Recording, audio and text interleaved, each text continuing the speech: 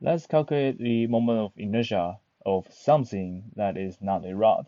In this case, we are calculating the moment of inertia of a loop that is rotating around the center of itself. So here's our loop, and let's say the mass of the loop is m and the radius is r.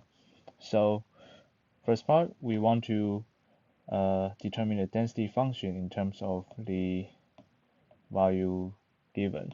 So we can define the linear density here as the mass in a small portion of the circle, which is, let's say, the x, or let's call it dl.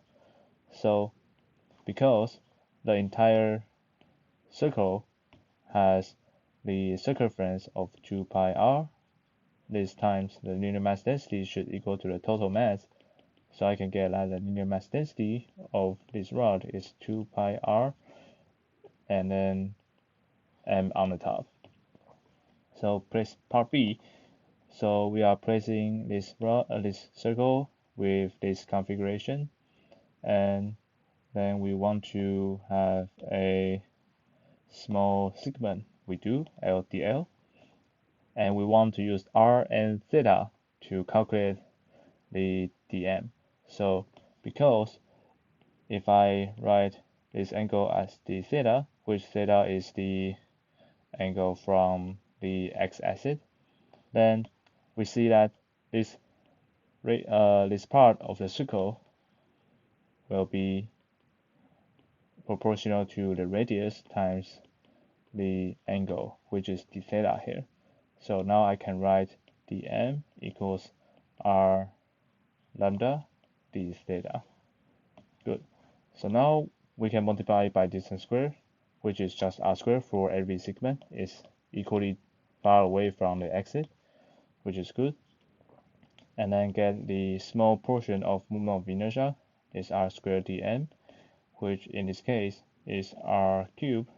Lambda is m over 2 pi r d theta, and this will be 2 pi m r squared d theta. So to get the moment of inertia, the range we integrate will be, of course, the entire circle. For an entire circle, the angle goes from 0 to 2 pi. So it will just give us a factor of 2 pi, and then that will cancel the denominator. So the moment of inertia of this circle is just its mass times the radius squared.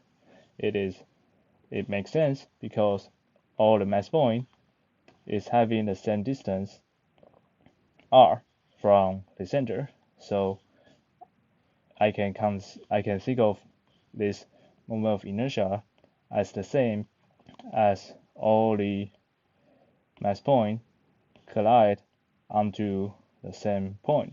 So the moment of inertia of this loop